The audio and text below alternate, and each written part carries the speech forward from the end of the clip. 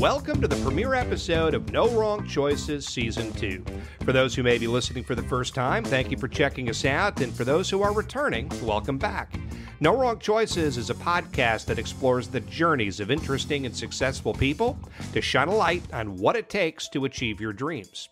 Soon to be joined by Tushar Saxena and Larry Shea, I'm Larry Samuels. Please be sure to follow us on your favorite podcasting platform if you enjoy the show. This episode features recently retired Major League Umpire and crew chief Jim Reynolds, who spent 24 years in the big leagues. Jim's story is so interesting that we actually needed to break our conversation into 2 episodes for the first time.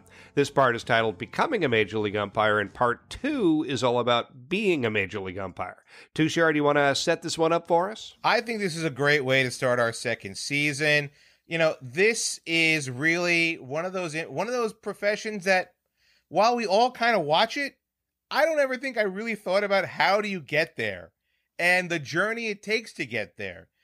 And you're right. This is our first 2-part episode of our entire show.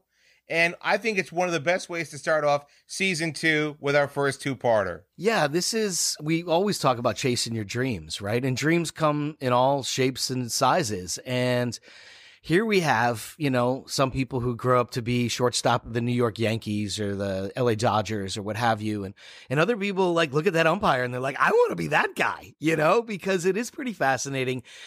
He's doing something at the highest level possible, which is exactly what this show is all about, right? People who are achieving a level of success that the journey brings them to a place that only few of us can possibly imagine. So Jim Reynolds' story is fascinating because he's the creme de la creme. He's the best of the best. He's literally a guy who achieved all of his dreams, and we should all be so lucky in life.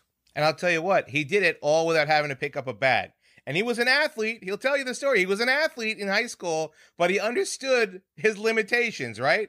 But for most of us, we'll never have the best seat in the house. And this guy has the best of the best seat in the house. And we have the best seat in the house to hear his story. So with that, here is Jim Reynolds. Jim, thank you so much for joining us today. Oh, it's a pleasure to be here, guys. Thanks for having me. Speaking of wrong choices, I picked a job or a profession that I upset half the people all the time. So half the people thought I made a wrong choice. So did we, I think. Yeah. That was actually going to be the first thing I want to ask you, Jim, is that now, after all those years in the bigs, have you finally been able to get that eye surgery, which so many fans, players, and managers probably suggested you get during your time in the bigs? Yeah, no, we're enjoying retirement life. Even, I've explained to people, has it set in yet? And I'm like, well, no, because basically our off season was always like 4 months of retirement.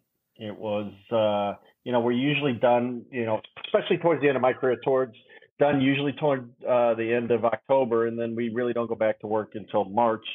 So my family had November, December, January, and February off. So I think for me, it'll hit more come March and April. I live out in Phoenix now, which is a spring training site. One of the reasons we lived here and live here was, for umpires, the Mets fans, Yankee fans, Red Sox fans, they play half their games in Boston or New York, right? And for us, we were always on the road. We were always on the road for, 6 straight months. We get 4 1-week breaks. So for us, being home during spring training was a big deal, and a month that we wouldn't give back by moving out of Phoenix or Florida. So we've been in Phoenix pretty much all the time. So let's start at the beginning, Jim, because I think we really want to hear your journey. This is one of those jobs that's obviously I call it a penthouse, right? And you guys are up in the major leagues, and there's only so many of these positions. And everybody's waiting for you to move out so they can move into that penthouse, This is a big deal that you're retiring, right? But there's only so many of these jobs. Take me back to the beginning. Were you a baseball fan as a kid? Did you play a lot of sports? Take me all the way back. Yeah. So I grew up in New England, right? I was born outside of Boston in Marlborough, Mass. And then my father was in the insurance business, and that took him to Chicago for, when I was 4 for a couple of years, and then back to Hartford, Connecticut, where I basically grew up. Huge, my family, right? My dad was a Red Sox fan growing up, and so that's where I attended games, mostly, going to Fenway or New York, right? Yankee Stadium. And, Hartford's always been the line of everybody from Hartford. Hartford's like the line of delineation for people who don't know in back in New England. If you're north of Hartford, you're a Red Sox fan. If you're south of Hartford, you're probably a Yankee fan. And Hartford was kind of a mixed bag. So I spent, growing up, I played. Jim, I'll take it one step further. I'm a fellow nutmegger. I had one grandfather who was a Yankee fan, another grandfather who was a Red Sox fan. Right? It's split with families. It's split with the state. Absolutely. Yeah. My grandfather, my mom's father grew up downstate, and they were all Yankee fans, and that's why I would go to Yankee Stadium. And my father's father grew up in Massachusetts, and that's why I would go to the Red Sox games. So I was lucky enough to have grandfathers who were baseball fans too, and they would take me to games when they had the time to do that. So that's where I grew up. I played baseball growing up. I played football and basketball in high school, and then I went to the University of Connecticut, and that's where I started umpiring. They had Andy Baylock at the University of Connecticut, a longtime baseball coach at the time. Up there, had a 1-credit program. UConn was one of the few Division I programs that had a JV team. And the way that he would help with expenses was that he ran a 1-credit umpire program. And the kids in that, or the students in that class, would do the JV regular season and the varsity fall games. Now, I knew nothing about the program when I went to the University of Connecticut, and believe it or not, every week of the first week of school, there's always been a fire drill since I've been in kindergarten, right? And they did the same thing at the University of Connecticut. I'm in my dorm room. I lived in the jungle. For the people who are UConn people here. The jungle. I lived in the jungle, and the first week of school in September, they had a fire drill, and I walked outside, and again, this is my freshman year in 87. Walked outside, and we're waiting, and I had my South Catholic baseball jacket on. And back at that time in Connecticut, all the Catholic schools, high schools, played in the same conference.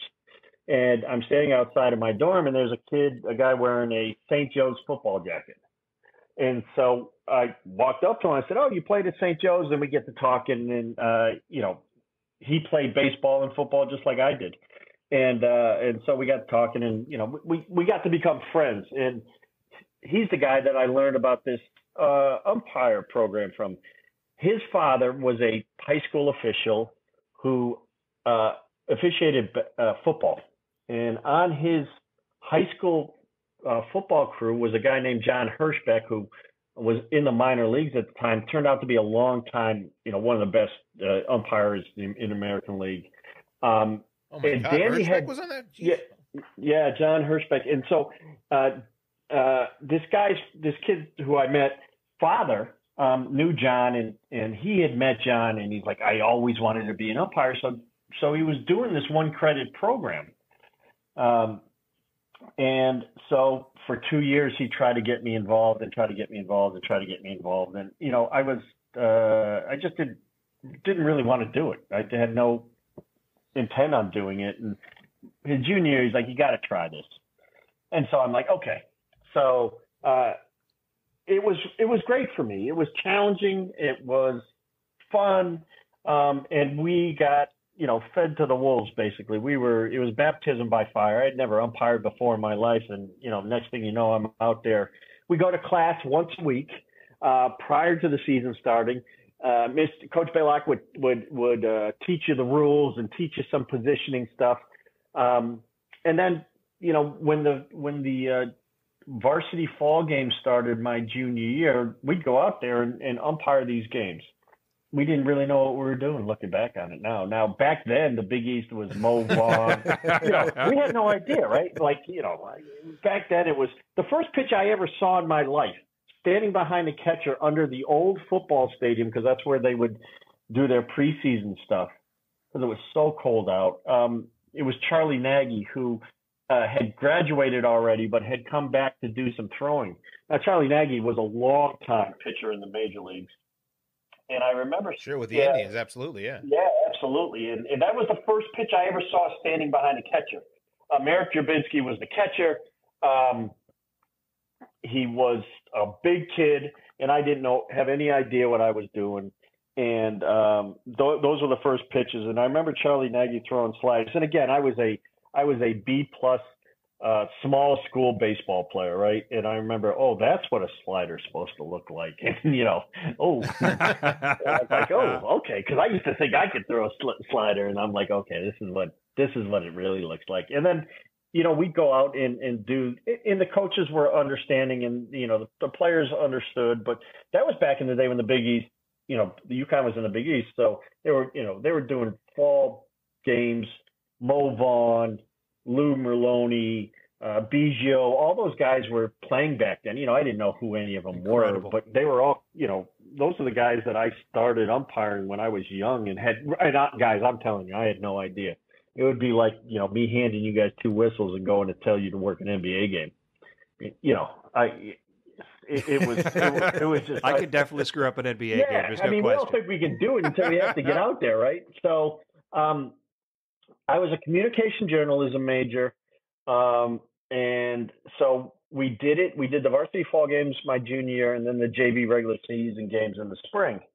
And here's how the coach would take care of us. He'd give you a little $25 Jonathan's food card. It's like the local, the school run cafeteria kind of thing, and that's how we got paid. And it was my buddy Danny and I, and we were, he's like, I'm going to umpire school after this year, and I'm like, there's a school, and he kind of told me about that, and I'm like, I'm going to. And then our parents convinced us to get our degrees, so we did that. I did it again, and it was a good way for me to make some money in the summer. So after that, my junior year at the University of Connecticut, I went back home, joined the local board, and worked all summer, and it was great for me, right? Like I had a regular summer job, and then at night I would go and work some games, and it was great to have extra money in your pocket. When you were in college at the University of Connecticut, it was you had $20 in your pocket on a weekend, you were loaded, right? And so, and that's back in the day when they had nickel night, right? So you couldn't drink it away. But sure, a nickel night and quarter night, right? You flipped a quarter quarter, night, and if you won, you got the beer. If you lost, 2 hot dogs and Mountain Dew. That's back in the day. And so our senior year, we did it, and I was a communication journalism major, and I actually had an internship at the CBS affiliate at Hartford the whole year. I did 2 semesters putting together the night beat. They called it the night beat sports, the 11:30 sports, where I would cut video from the games that they knew they were going to show highlights to, cut video and write copy for that and get that over to the sportscasters. And I enjoyed that a lot. So was that really what you went to school for? Because obviously it seems like in some senses you just took the umpiring course as a lark. You fell in love with it, but in reality, even you just kind of said it. Like, there's a school for umpiring. You didn't seem to be sold on it, but you still seem to be like you had an idea of a job that you wanted to have, and it seemed to be like you wanted to be a sports journalist. Yeah, that's exactly right. So starting my sophomore year, I was writing for the school newspaper. Me and another friend of mine were writing a sports column, a once-a-week sports column. It's something that I enjoyed.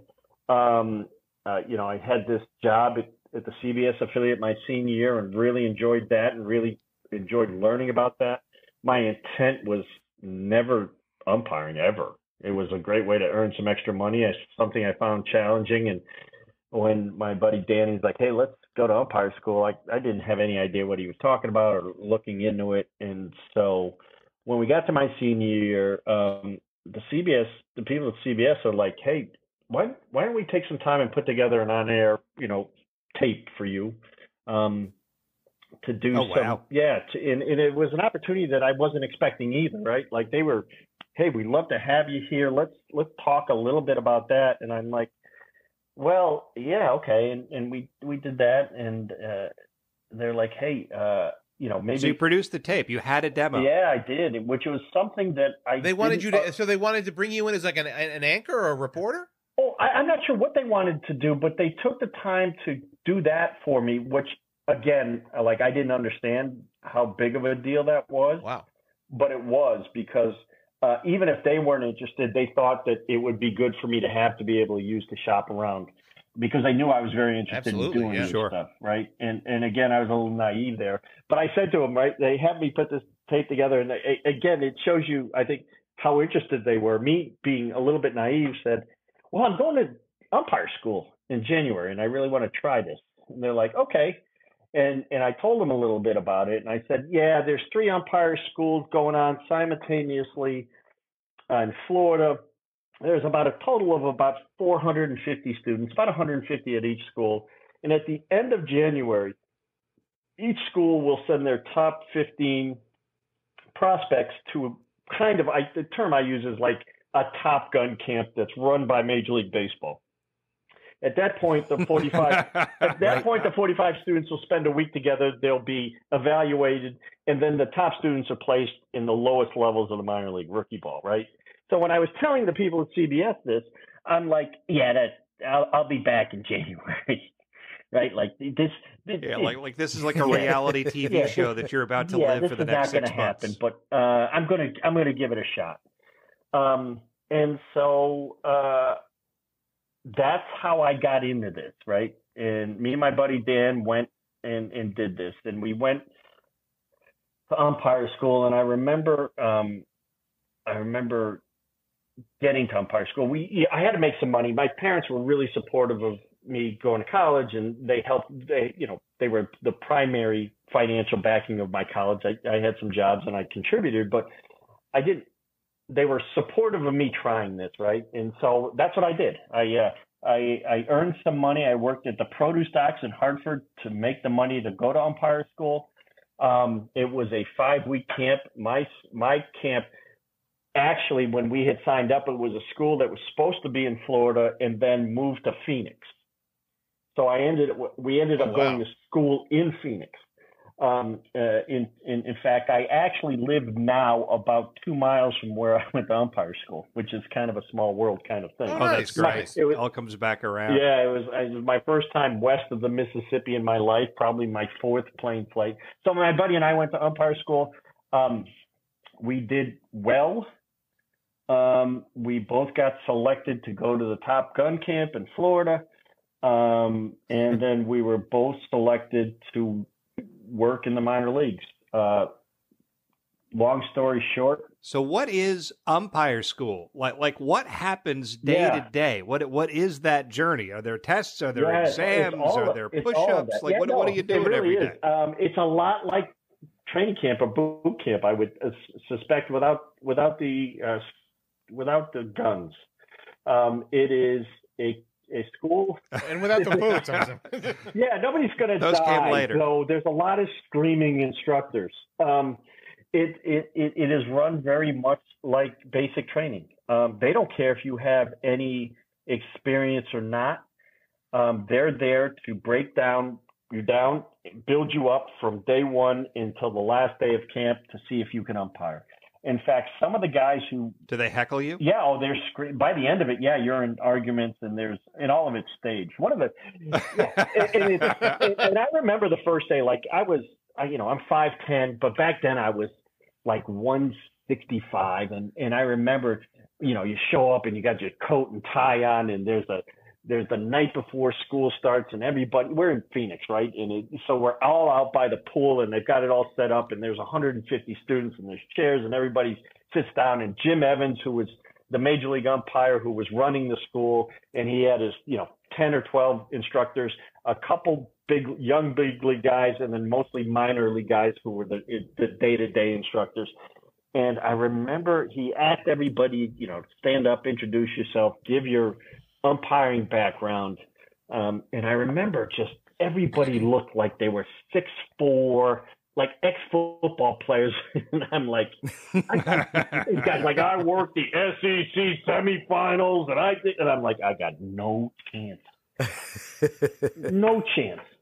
And then you get out on the field and you follow instruction well, and you work hard and you put your head down. And again, I think sometimes And I would think that I think that instructors in the Army that are teaching you how to fire a weapon sometimes find it easier to teach people who really don't have any habits.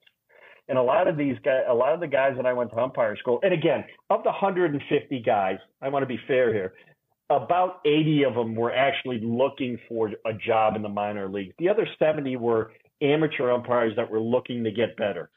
So at this point, you're at umpire school. There's obviously something that kind of sets you apart, though, Jim, because it's such a small amount of people that are successful at this, are placed, and actually go on to bigger and better things. You're one of those people.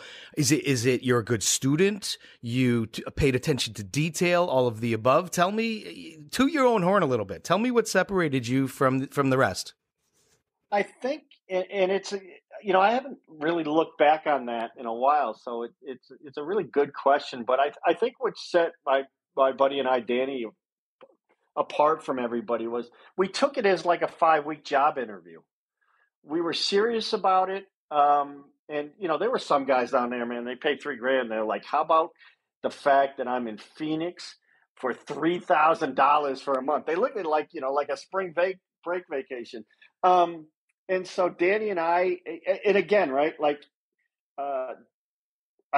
when I went to the University of Connecticut, I went to a kid that my roommate, my first year, was a kid that I went to high school with. So the familiarity, we were in it together. We wanted both to succeed. We were rooting for each other. All of that stuff helped. And again, I think the biggest thing that Danny and I did was we took it like a 5-week job interview. Very rarely did we go out at night. There were guys going out every night, drinking and showing up, and they're hungover. And Danny and I were in the rule book. We were practicing what they wanted us to work on that day. Well, whether it be our plate stance in the mirror of the bathroom in our hotel room, whether it be practicing mechanics in the mirror, those kind of things. And we kind of looked the part, right? We were athletic looking guys. We weren't heavy. We weren't short. We could run. We looked like athletes out there. So I think that's the kind of stuff that helped us early. And then we took it really serious and we did well. And that's how it went for 5 weeks. You could start to see who was getting it and who wasn't, very easily, after about 2 or 3 weeks. And then you kind of start hanging out with other guys that you go, that guy knows what he's doing. Let's hang out with them. Let's pick each other's brains. Let's work together. And I think there was a little bit of a group of 5 or 6 of us that felt like we were doing well, and were kind of helping each other through this. So what happens at the end of 5 weeks at this point? So what's the next step after 5 weeks? 5 weeks, they call you in on the last day, and they tell you whether they have a spot for you at the umpire development program, which was the Top Gun program, the program, the 1 week program that was being run by Major League Baseball at the time. And they were going to send you there. It was immediately following umpire school, or they told you that they didn't have a spot for you, and that you just went home, right? And so Danny and I were lucky enough to get a spot. Wow. And so there was a group of 15 of us, and they flew us from Phoenix to Orlando. And the school was being held at the time at the Royals. It was called Baseball City. There was the Royals complex right outside of Orlando. We spent a week there. And then very similar, right? Like, very similar. They take you through on-field stuff. There's arguments. There's all this stuff. And then there's an evaluation day in which they either have a spot for you in the minor leagues or they don't. The guys that they didn't were put on a wait list. And the guys who they weren't interested in at all were just sent home. And so Danny and I were lucky enough to get a spot in the minor leagues. And you don't find out where you're going at that point. You just found out that you're going to be working as a minor league umpire in rookie ball the following year or that year. And so we were excited. We were grateful for the opportunity.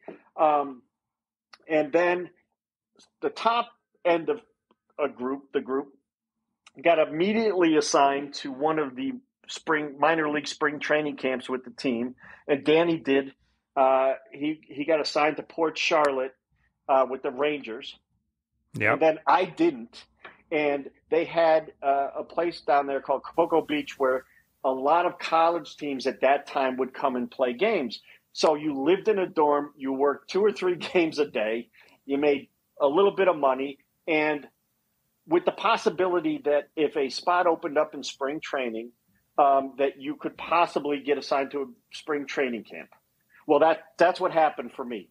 A spot came open, I was assigned to the Braves camp, and so when Braves spring training opened up, I immediately went there. And sweet, my God. Yeah, come on. Yeah. And what does that mean? Like, are you on the practice fields calling games and stuff like that? So what was neat about the Braves camp is their major league and minor league facilities were all in one place. And so you get assigned to the camp, you meet the other there's a minor league camp for umpires. And what would happen is if the Braves played the Cardinals that day, the Cardinals minor league teams would come over and there would be an A-ball game on the backfields, a double-A game, a triple-A game, right? And you would work those. And so being a rookie ball umpire, I predominantly worked the rookie league level games. But there were times where the AAA crew chief of the minor league camp would say, hey, come work the bases with me in the AAA game, or come work the plate. I remember one day that I was working on one of the backfields. And what happens a lot of times early in spring training is that at the big league level, a lot of their pitchers will pitch 1 or 2 innings in a big league game, but there's not enough innings for them to get the work that they need in. So a lot of the big league pitchers would come down and throw in the minor league games for a couple innings. And I remember one day, I never knew that. Yeah, one day I'm working the plate, and here comes Glavine, and one of the big league catchers, because that's who would catch those guys. And I just remember, it's clear as day to this day. I remember Glavine comes out. I talk to the catcher a little bit. Hey, how you doing? Yep, whatever. And I remember first pitch he throws, he sets up on the outside part of the plate, and I call it a strike, or my version of what is strike. And then he moves a little bit off the plate, and he hits the glove, and I call it a strike. And then I remember he moves even further out, and I ball it. And then I remember the catcher coming right back to the spot where I called it the last strike. He was finding out what my zone was, but that's how good those guys were. And I was like, holy cow. It was as eye-opening for me as I think anything in my career. I'm like, that's so how they were good trying these to guys. learn the umpire. That's what that process was. Even a rookie ball umpire, right? And they had their process. This is how they went out and pitched back then, before the box, before the strike zone, before all that. It was consistency. The biggest part of our job back then, and you'll learn this later, and especially when you get to the big leagues, was you didn't have to be right. You just had to be consistently good. Right? It wasn't about being whether that pitch was like an eighth of an inch off the plate like it is now, right? Like it was about, okay, that's a reasonable strike, and I need you to be consistent. That's all both teams ever asked for back then.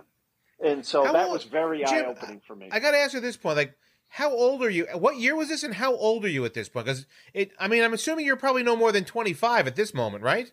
Yeah, no, I graduated in 91. In May of 91, and went umpire school in January of 92. So at that point, I was... You're still 22 at this point. 23, yeah, I was 23. Okay, 23, all right. Yep. And so, yeah. And so... My God, to be watching this as a 23-year-old, holy cow, man. Yeah. That's baseball heaven. Jesus. Yeah, right? Like, but again, man, I'm so focused on what I'm doing. There are a lot of times I would walk off the field and somebody would be like, who won? I'm like, I'm not quite sure. I don't think we played the bottom. Which I totally get. Yeah, I don't think we played the bottom of the ninth, so the home team won. So yeah, like it was very, very, very overwhelming. The whole experience, being a baseball fan growing up and understanding where you are and having this new skill set that you're working on, and the pressure and all this stuff. I remember one time. Growing up, I learned to play golf from my grandfather about the age of 12. I started playing. And probably by the time I got to college, I was a better player than my father. But I never beat him. And then after my first year in the minor leagues, we played like one of the first days after rookie ball. And he shot 38 on the front, and he was down 3. And he goes, oh my God, you might beat me. I go, Dad, playing you in golf is not pressure anymore to me. Like that was pressure. I'm like, I got yelled at in school every day. These guys want to kill me every day out in the minor leagues. I said, this isn't pressure anymore to me. So I think all of that, looking back on it, it was a really neat experience. The first person who ever signed any one of my checks, you got a check from the Braves. Well, the guy that signed my check was Hank Aaron because he was working for the Braves at that point. God. Oh, wow. So it was like $623 for the 3 weeks or 4 weeks, 3 weeks or 4 weeks I was down in the Braves camp. I had to cash it because I wasn't making any money. And so, but I think I remember taking a picture or a photocopy of it, right? Making a copy. I was going to ask you that question. I assumed you had to cash it at that point in your life. At a different point, you would have saved it and framed it. Absolutely. So I think I have a copy of it somewhere. That's what it was. So Danny was over in Port Charlotte on the other side of the state. I was in West Palm Beach with the Braves. So we're on different coasts. The next thing, because rookie ball doesn't start until early June.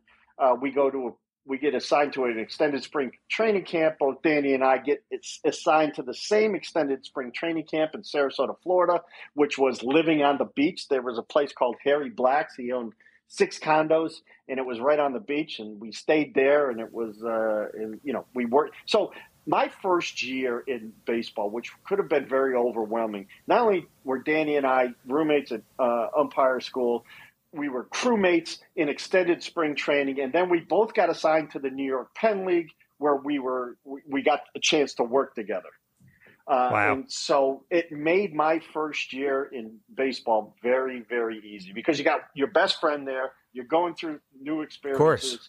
We made some friends along the way that were in other leagues that we both were friendly with, that we could pick up the phone and talk about all this, right?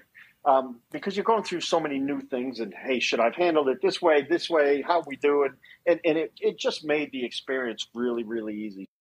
Definitely. I still want to go back to the fact that you took argument class. Because that sounds like an awful lot of fun to me. Yeah. But no, I won't. We should get Tushar in argument class, I think is actually. No, you should not. Because you got to get better at it, Tushar. You're really not very good at it now. No. So that's your introduction, and what a great first year. Like you said, you're hanging with your friend. It's an incredible experience. Where does it go from there? What happens next? Just like the players, umpires work their way up through the minor leagues. And the difference is, one of the biggest differences for umpires, officials on any level, it's about seeing pitches and plays. And the more experience you have, the better you are. Guys like Nomar and Derek, who were the minor league guys, the big studs when I was going through the minors for the Red Sox and Yankees, and I use those guys because it's who people in New England can relate to. Once they realize those guys can play at a certain level, they try to get them to the big leagues, right? They want to make sure that, they see pitches and plays too, but they need 2 or 3 years in the minors. Big league prospects as players spend 2 years in the minors. Big league prospects as officials and umpires spend anywhere from 7 to 10 years in the minors. And so we work our way up. We're evaluated by supervisors throughout the season, and then they make suggestions on who should be promoted to the next level. So for me, I went from rookie ball in the New York Penn League, which was nice, right? Like I worked my way up. I went from the Penn League in 92 to the South Atlantic League in 93, which was North Carolina, South Carolina, Georgia, that kind of area. That was low A ball. Then I got moved to high A in the California League the following year in 94. In 95, I came back home and worked in the Eastern League, and that was great. I had 3 teams in Connecticut.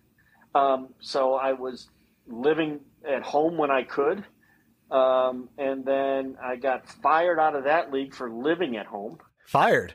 I got fired out of the Eastern League because they had a deal with the teams that were providing free hotels, but I was a half hour from home. So I would stay at home. I would check into the room, put the do not disturb sign, and then go to my house where my mom would make us good meals instead of staying in the welfare hotel that the New Britain had us, right? That's great. Well, the guy had the maid go in the room and saw that it wasn't messed up, and we got fined. Me and my partner got fined $250 each, and the following year we weren't asked back, which was geez. If I see John Lavinda again, I'm going to give him a piece of my mind, but that's all right.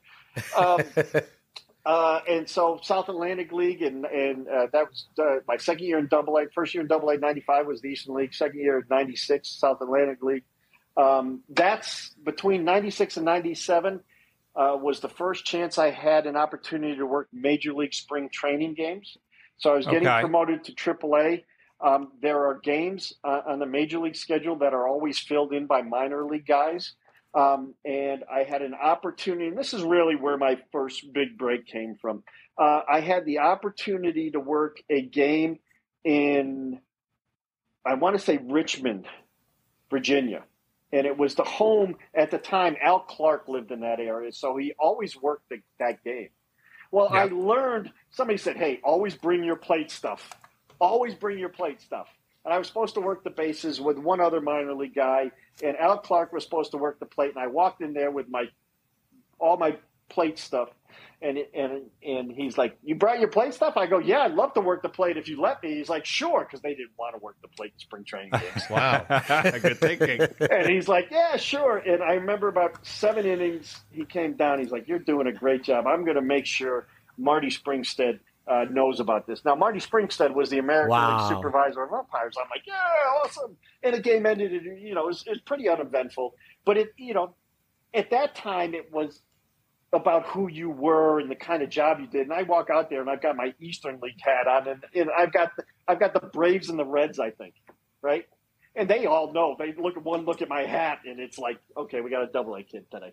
And so that was my first big league spring training game. And then I went to it was the International League at the time. I spent 97 in the International League, and then got transferred to the American Association, which was more East Coast. The International League was more, at the time, more Central America. And then I got the American Association in 97 was more Central America, Central U.S. And then the other league that I went to, the International League, was more East Coast. And that was 98. And then between that time, between my first year in AAA and my second year in AAA, the American League kind of what they call bought my contract, which means they're the ones that gave me a full spring training schedule. They're the ones, that was back when there were two separate leagues. You were either American League was interested in you or the National League was interested in you, and you worked spring training for them. And so do you know why they bought your contract? Like why did you? Was I got on the radar with Al Clark in the year prior. That year they sent somebody out to take a look at me in AAA. So a scout, an umpire scout. Yeah, there were Major League umpire scouts that went around and looked at guys to know who they liked and didn't like. And I think the guy named was Phil Jansen. I think he liked what he saw. Liked the potential, liked my attitude, those kind of things. And they gave me a chance to work a full spring training schedule. And that year, and then there were some other indications, right? There was fall baseball, the Arizona Fall League that I got sent to. The following year, I got American League spring training again. And then in 99, everything blew up in the umpire world. What does that mean? So, Jim, before we get to 99, I want to ask a quick question. So, you're doing all this umping, right? You're doing the East Coast League. You're going out west. You're going down to Central America. What's the travel like for this? I mean, how many days a year are you on the road, or is it just like I'm on the road or I'm umping 3 months a year and then I go home, or then I'm out for another 6 to 8 weeks and then I go home? What is it? What's the time constraint at this point? So rookie ball was like a 2 month season, and I got paid $1,300, and then I was done.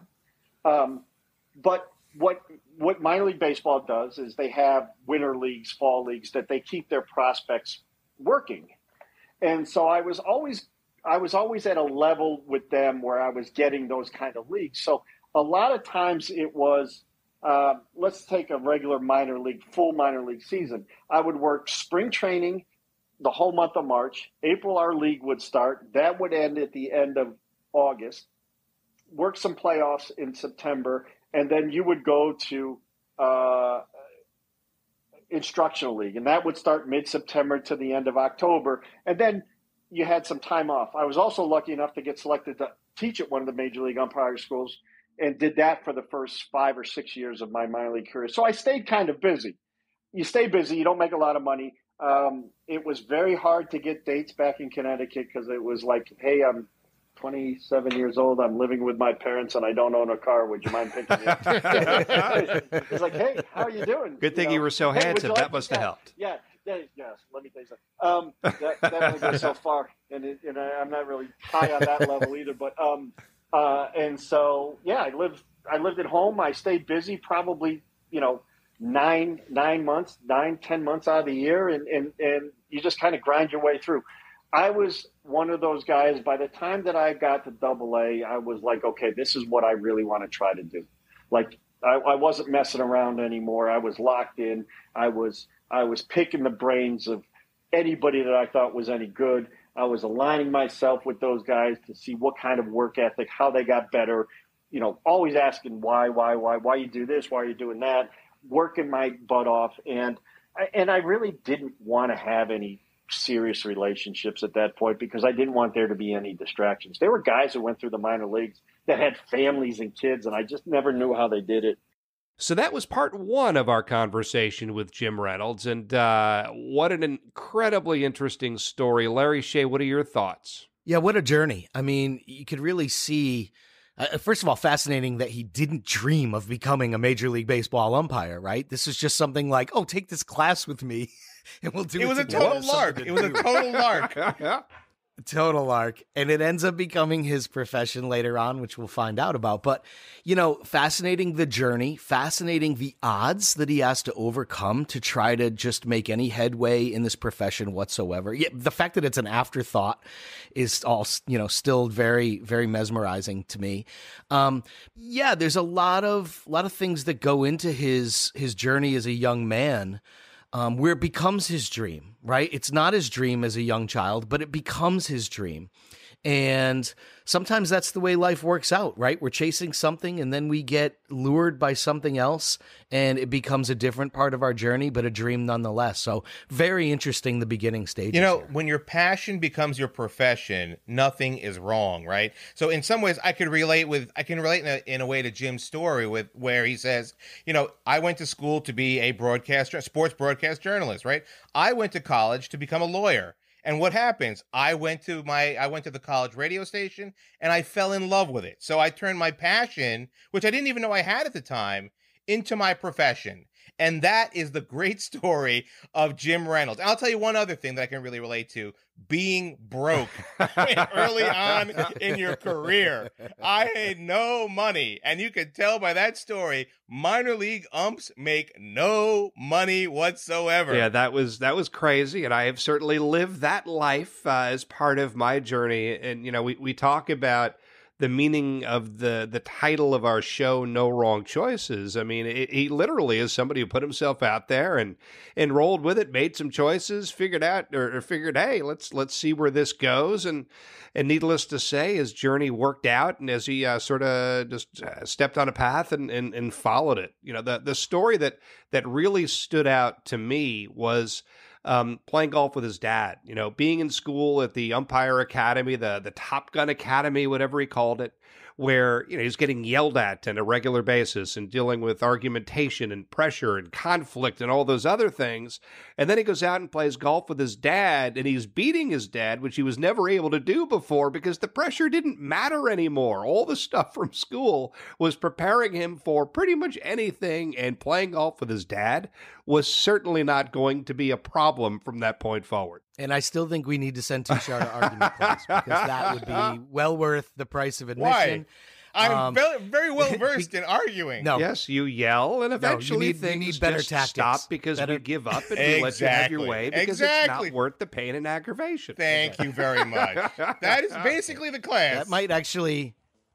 That might work in actually umpire argument in school, by the way. But yeah, fascinating what sets them apart, right? Like I asked him specifically, like, what are you doing at this point that allows you to kind of break through? Because all these people are there chasing that same dream. And just that he took it seriously, right? Like there are a bunch of guys there, you know, who didn't take it seriously. And that's what you need to do if it's truly your dream, is really focus, really dedicate, and really get down to brass tacks on what needs to be done. And that dedication shone through enough for him to make headway and get appointments at various places. And that matters. So your dedication matters. Remember that when you're out there chasing your dream. You know what really also struck me, this other thing that struck me, was the amount of time it takes to become, to maybe one day never become, but to become a major league umpire, right? We think about guys in the minor leagues like, you know, the Derek Jeter, as he said, the Derek Jeters, the Nomar Garciaparras, even more modern day athletes, right? If you are one of these quote unquote bonus babies and you are seen as a top flight athlete who's going to be a big contributor to your club, they basically try to shuttle you through the system, right? You're there maybe 2 to 3 years tops and then out. But for an umpire who has real skill to make it to the next level, you're talking about 5 times that. That is unbelievable. Yeah, it's a massive sacrifice, and you have to have a great deal of confidence in yourself and faith in a way that what you're doing is the right thing and where you want to be to see something like this through. So that was part 1 of our conversation with Jim Reynolds. Part 2 is all about being a Major League umpire. Depending upon when you're listening to this, Being a Major League Umpire will either be released next week or is up and available now. We thank Jim Reynolds for joining us and all of you for listening to this episode of No Wrong Choices. Please be sure to follow our show on your favorite podcasting platform and to look for us on social media.